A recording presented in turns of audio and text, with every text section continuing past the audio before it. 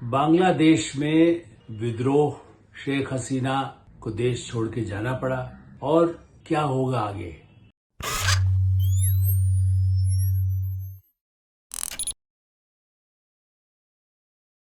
नमस्कार, मैं हूं आलोक मेहता। HSI में आपका स्वागत है। हमारा अनुरोध है कि आप HSI देखें, सब्सक्राइब करें, लाइक करें, अपने मित्रों को, ग्रुप्स को फॉरवर्ड करें और आपकी जो राय हो उससे भी हमें अवश्य अवगत कराएं। बांग्लादेश में विद्रोह, शेख हसीना को देश छोड़ के जाना पड़ा और क्या होगा आगे हम नहीं जानते, लेकिन कौन रहा है पीछे। भारत, चूंकि भारत की चिंता यही है कि जो कुछ बांग्लादेश में हुआ है उसका असर पूरे इस सब कॉन्टिनेंट में, पूरे आसपास के देशों पर, भारत पर तो सबसे अधिक पड़ रहा है। और शेख हसीना ही नहीं, मुजीबुर रहमान के साथ जो संबंध भारत के रहे, बांग्लादेश की आज़ादी, उनके उसमें जो उसके बाद बांग्लादेश के अभ्युदय में भारत की जो भूमिका रही, पाकिस्तान के भयानक अत्याचार, लाखों लोगों को मारे जाने के बाद बांग्लादेश बना। और ये दुर्भाग्यपूर्ण है कि एक चुनाव में लगातार जीतती रही, 20 वर्ष तक जिन्होंने राज किया। बीच का एक फेज आया जिस समय सत्ता से बाहर भी रही, लेकिन 15 साल से तो लगातार थी। ऐसी शेख हसीना को या तो समझ नहीं आया, जो स्थितियों को कंट्रोल नहीं हुआ, ये कह सकते हैं। लेकिन भारत की चिंता दूसरी है। इसके पीछे पाकिस्तान, ISI, उसकी सेना, चीन, जो पाकिस्तान को हमेशा अपना कठपुतली बना के रखता है, क्योंकि बांग्लादेश में भी उसके अपने वेस्टर्न इंटरेस्ट हैं। और इससे भी बढ़कर ऐसा नहीं है कि भारत से लगी हुई स्थिति के लिए अमेरिका प्रशासन नहीं, CIA, जो माना जाता है कि कहीं न कहीं उसकी जो नजर रहती है उसमें वो अपने हित भी देखते हैं, उनके डिफेंस के हित भी देखते हैं, उससे कैसे चीन से काउंटर हो सकता है वो भी देखते हैं।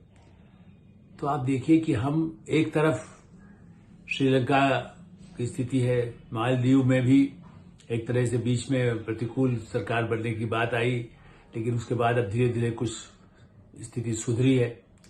नेपाल में भी जो परिवर्तन, राजनीतिक परिवर्तन हुआ है वो बहुत अनुकूल, जिसको कह सकते हैं, धीरे धीरे होगा। देवुआ पहले भी रह चुके हैं, लेकिन फिर भी प्रधानमंत्री और उनका जो रुख है वो चीन के प्रति, चूंकि चीन सब जगह कोशिश कर रहा है कि उसका कैसे प्रभाव हो।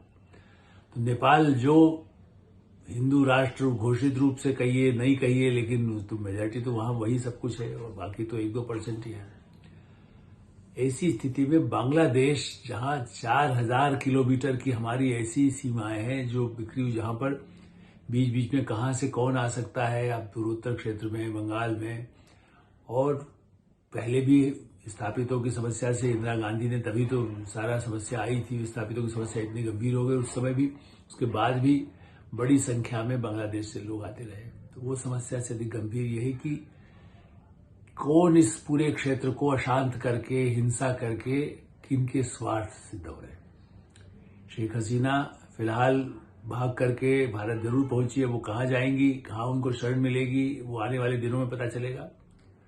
निश्चित रूप से पहले भी उनको, जब शेख मुजीबुर रहमान के समय में जब उनके साथ जातियां हो रही थी, या पहले भी संघर्ष के समय भी शेख हसीना का भारत से संबंध रहा, और सबसे नजदीक होने के कारण वो पहले उनका विमान उतर करके वो पहुंच गई हिंडन, और उसके बाद अब आगे का रास्ता वो तैयार कर रही हैं, कैसे कहां पहुंचे और कहां शरण मिले। बातचीत ब्रिटेन से भी हो रही है।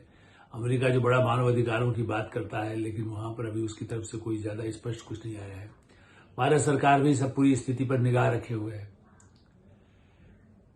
असली समस्या हुई यही है कि ये ठीक है कि चुनाव में उन पार्टियों ने भाग ही नहीं लिया, और हमारी चिंता यह है कि बांग्लादेश नेशनल पार्टी जो कहती है, वो खालिदा जिया को जेल से छोड़ने की अनुमति आदेश राष्ट्रपति ने दे दिया है, जो इस समय बांग्लादेश में है, वो पार्टी और खालिदा भारत के खिलाफ हमेशा रही हैं।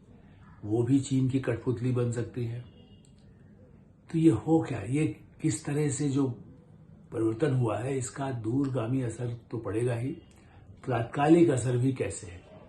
और क्यों ऐसी कहीं न कहीं कमजोरी हुई कि भारत से बार बार वो संपर्क, वो तो उसके बाद वो चीन भी खुद होकर के आई थी। शेख हसीना पहले भारत आई, भारत के प्रधानमंत्री नरेंद्र मोदी के साथ बड़ा सौहार्दपूर्ण, उसके पहले G20 की बैठक में भी वो आई थी, उसके पहले भी बाद में भी। तो लगातार उनका जो संबंध है वो भारत के साथ रहा वर्षों से। और प्रधानमंत्री नरेंद्र मोदी और विदेश मंत्री एस जयशंकर और गृह मंत्री अमित शाह, 3 ऐसे महत्वपूर्ण मंत्री हैं, और रक्षा मंत्री राजनाथ सिंह, यदि आप इसे कहें, जो इस पूरे संघर्ष, जिसको कह सकते हैं कि राजनीतिक जो वहां संघर्ष है उस पर निगाह भी रखे हैं।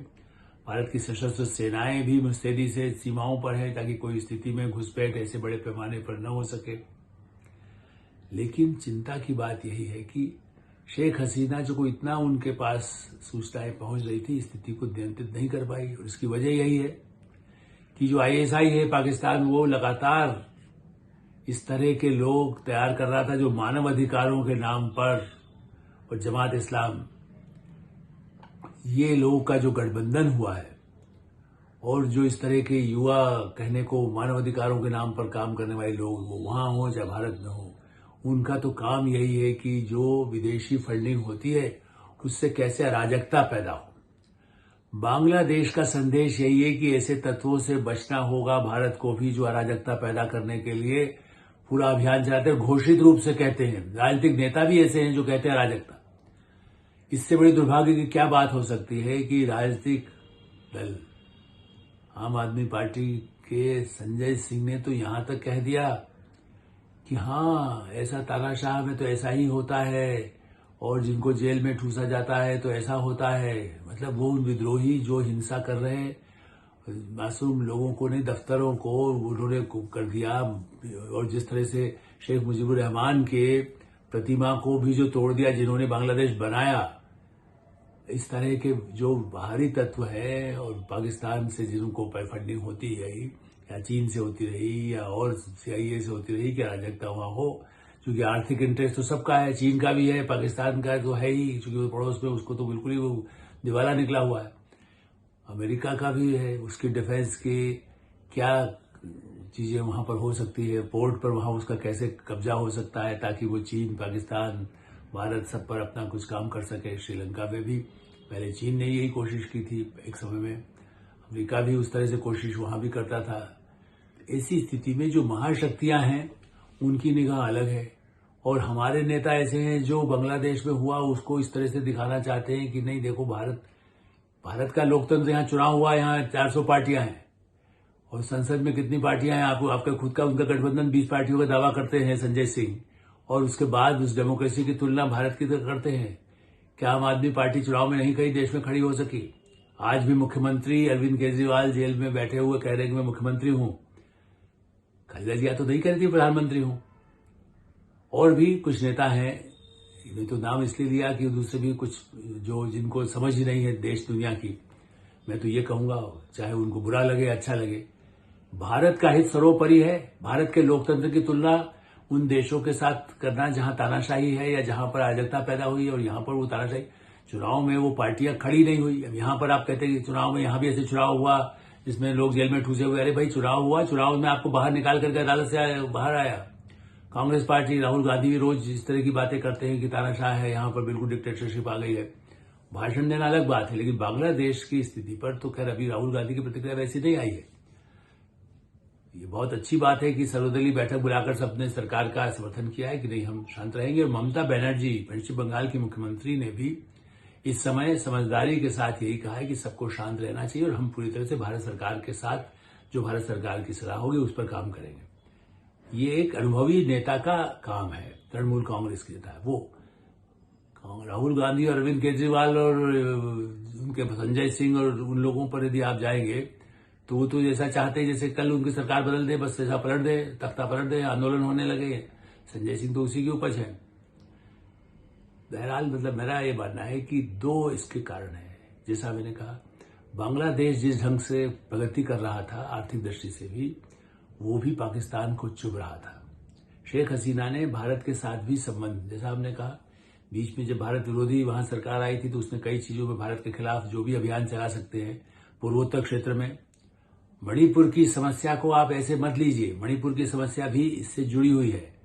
जो विदेशी ताकतें हैं वो म्यांमार से लेके मणिपुर और ये पूरा एरिया जो मिजोरम, जहां जहां त्रिपुरा, ऐसे सारे एरिया में घुसकर, असम घुस करके कैसे गड़बड़ हो सके, और वो बांग्लादेश तक जाकर के एक अलग मुहिम भी है, जिसको आप ये कह सकते हैं कि एक तरफ माइनॉरिटी के नाम पर मुस्लिम है, लेकिन क्रिश्चियंस भी बड़े पैमाने पर हैं।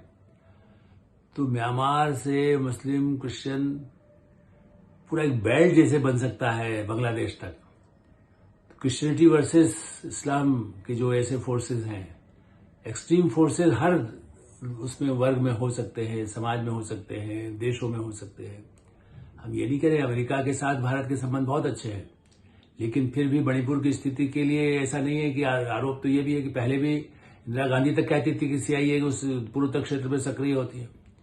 आज यदि भारत सरकार उस पर नजर रखे कि विदेशी तत्व रहे, नाम नहीं लिया, लेकिन उसमें यदि वो मिशनरी के नाम पर भी या क्रिश्चियनिटी के वहां पर अब तक ज्यादा प्रभाव बढ़े, इस कोशिश में जो अंतर्राष्ट्रीय विश्व की ऐसी ताकतें हैं जो भारत को भी अस्थिर देखना चाहते हैं, भारत की सरकार को भी। इसीलिए मैं फिर से कहूंगा, लोकसभा चुनाव में ये भी सच है कि भारत की जो राजनीतिक दलों ने जो अपनी ताकत लगाई, लेकिन उनके पीछे ऐसे लोग रहे हैं, उनको चाहे उनको कैसे समर्थन मिले, उनको खुद ही अंदाज नहीं होगा विदेशी फंडिंग किसको कैसे, किसके माध्यम से, किसके नाम से जा रहा हो, या फंडिंग या अफवाहें फैलाने में भी संविधान बदल देंगे, देश से तुमको बाहर निकाल दिया जाएगा, ऐसी ऐसी अफवाहें फैलाने में वो विदेशी फंडिंग या विदेशी ताकतें सक्रिय रही हैं, जिससे कि भ्रम पैदा हो और एक ऐसी मजबूत सरकार, जिसको कह सकते हैं कि 400 सीटें मिले, जो दावा किया था प्रधानमंत्री नरेंद्र मोदी। मैं मानता हूं कि दावा तो कोई पार्टी, वो तो राहुल गांधी भी कह सकते थे हम 300 सीट लेकर आ रहे हैं, तो हम उसको थोड़ी कहेंगे।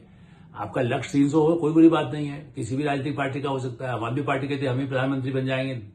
4 साल पहले, 5 साल पहले जब चुनाव थे, तब तो उनका नाम टेलीविजन चैनल में आता था कि मुख्यमंत्रियों में कौन बन सकता है प्रधानमंत्री। तो वो आज भी अब दावेदार, वो जेल से कह देंगे प्रधानमंत्री रह के वहां से भी काम कर लूंगा। वो अलग बात है, अब स्थिति बदली है।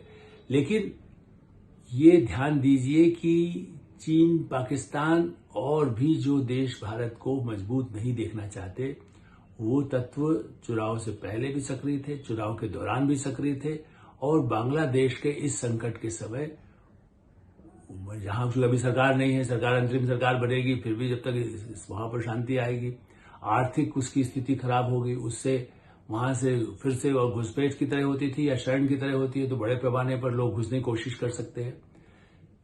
केवल वहां अल्पसंख्यक के रूप में हिंदू जो है, उनके लिए तो खतरा पैदा हुआ ही है। 1 करोड़ से अधिक लोग वहां पर हैं, उनके घरों पर भी हमले होने शुरू हो गए हैं। इस्कॉन पर हमला हुआ, और सबसे दुर्भाग्य की बात है, शेख हसीना से नाराजगी थी, वहां पर संतोष था, लेकिन अमेरिका में, न्यूयॉर्क में कॉन्सुलेट, बांग्लादेश के कॉन्सुलेट में घुस करके जिस तरह से हुआ, वहां कोई सहायता, अमेरिकी प्रशासन इतना कमजोर है, वहां की सुरक्षा एजेंसियां इतनी कमजोर है कॉन्सुलेट में, जबकि मालूम है जो बांग्लादेश का डेवलपमेंट, ऐसा तो नहीं सीआईए सोया हुआ था। जैसे भारत ने परमाणु परीक्षण किया तो उन्होंने दिखाने के लिए कहा था कि हमें तो पता नहीं था, हम तो सो रहे थे, हमें सैटेलाइट तो दिखाई नहीं। ठीक है, हमने गोपनीय रखा था, ये जगह है, लेकिन मेरा मानना है कि तो पहले से दबाव बनाने के लिए थे। उन्हें लगा ठीक है, चीन से काउंटर तो करेगा, पाकिस्तान भी करेगा, ठीक है, दोनों बना ले न्यूक्लियर।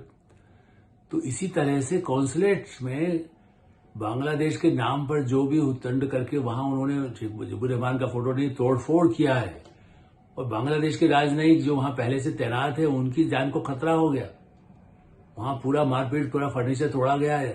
अब जो ढाका में हो रहा है, वो यदि अमेरिका में करने लगे, आप ही बताइए। और वो भी आपका ड्यूटी है, कहने को तो ये होता है भाई बांग्लादेश का वो है, लेकिन वो अपनी सुरक्षा तो कोई भी देश नहीं रख सकता। पहले ब्रिटेन, अमेरिका और कनाडा में जो घटनाएं हुई थी, उस पर भारत सरकार ने बहुत प्रोटेस्ट किया था, और इसीलिए ब्रिटिश के प्रधानमंत्री उस समय सुनक थे, उन्होंने बाकायदा सुनिश्चित किया कि नहीं, ऐसा नहीं अब आगे गड़बड़ होगा, उच्चायोग के सामने जो हमले हुए थे। लेकिन यहां तो तोड़फोड़ अंदर घुस करके कर दिया, मुजीबुर रहमान का शीशा तोड़े, उनका फोटो हटा दें, ये सब तो होना था, लेकिन साथ में पूरा फर्नीचर तोड़ करके उनको बिल्कुल आतंकित कर दिया, जो कॉन्सुलेट में जो कर्मचारी और राजनयिक काम कर रहे थे। ये इस बात का सबूत है कि ये अंतर्राष्ट्रीय षड्यंत्र में इसके तार बाहर से भी जुड़े हुए हैं। और ये बात जो कही गई है, खालिदा जिया का बेटा भी जो लंदन में बैठा है, ब्रिटेन में कहीं पर बैठा हुआ है, वो भी इस षड्यंत्र में शामिल है, ये शंका भी सामने आई है। तो भारत की सुरक्षा एजेंसियां इसको सुनिश्चित करेंगी कि भारत की सुरक्षा पक्की हो। भारत सरकार संबंधों को, बांग्लादेश में कोई सरकार बने, अफगानिस्तान में कोई सरकार बने, पाकिस्तान में बने, उससे वहां की यदि कोई चुनी हुई सरकार होती तो उससे संपर्क आदमी भारत सरकार हमेशा रखना चाहता है। भारत सरकार अपने पड़ोसियों के लिए, और भारत की नीति है, सरकार मोदी की हो या कि कांग्रेस की हो, किसी भी पार्टी की हो, गठबंधन सरकार भी हुई है, उस नीति में कोई परिवर्तन नहीं होने वाला है, न होगा। हाँ, लेकिन दृढ़ता से उसका जवाब, जो कोई भारत के खिलाफ कुछ गतिविधि होती है, वो इस समय और अधिक सतर्कता की जरूरत है। सर्वदलीय बैठक में कुछ कहें, लेकिन यदि सोशल मीडिया पर भी ऐसे ही नेता जो लापरवाह हैं, जो जानते नहीं हैं, और वो भारत में भी ऐसी स्थितियों के न्योता देने वाले अप्रत्यक्ष प्रत्यक्ष यदि भाषण वक्तव्य जारी करते हैं, तो सुप्रीम कोर्ट क्यों नहीं इंटरवीन करके उनको तुरंत बंद करने का आदेश देता है? क्यों नहीं ऐसी कोई भी बातें जो भारत के बांग्लादेश को जोड़ने की बातें करते हैं, जोड़ना मतलब राजनीतिक जो स्थितियां हैं उसकी तुलना करके भारत में भी ऐसा संतोष हो सकता है, इस तरह के कहाँ की नाम ले न ले, लेकिन ये है नहीं, यहां तक कहेगा कि अच्छा यहां पर जो है वो प्रधानमंत्री निवास के बाहर वहां कहीं स्विमिंग पूल है कि नहीं, क्योंकि वहां स्विमिंग पूल में लोग घुस गए यदि बांग्लादेश में। ये स्थितियां इसकी इस तरह से अप्रत्यक्ष रूप से भी जो वक्तव्य लापरवाही और अराजकता पैदा करने वाली है, उस पर भी अंकुश समय रहते लगने की आवश्यकता है। भारत सरकार, सुरक्षा एजेंसियां और सुप्रीम कोर्ट करे, लेकिन हम सब सद्भावना तो बरतते हैं कि बांग्लादेश में जल्दी जल्दी शांति हो, सौहार्द हो, आर्थिक स्थितियां उसकी इतनी खराब न हो कि भारत पर भी उसका बोझ पड़े। ये सही है कि उसके भी भारत को एक फायदा हो सकता है कि भारत अपना एक्सपोर्ट और बढ़ाए, बांग्लादेश से जो सामान जाता था वो नहीं जा रहा है, लेकिन भारत पर भी वो बहुत कुछ निर्भर है आर्थिक दृष्टि से। इसलिए हम तो यही चाहेंगे कि भारत और बांग्लादेश के संबंध भी अच्छे हों और अंतर्राष्ट्रीय संबंध भी जल्दी से जल्दी सामान्य होकर के वहां एक लोकतांत्रिक सरकार बने, प्रधानमंत्री कोई भी हो। एटो साहिब हम यही विराम देते हैं। आप एटो साहिब देखते रहें, सब्सक्राइब करें, लाइक करें, अपने मित्रों को भी उसको भेजें और आपकी राय हो उससे हमें अवश्य अवगत कराएं। धन्यवाद, नमस्कार।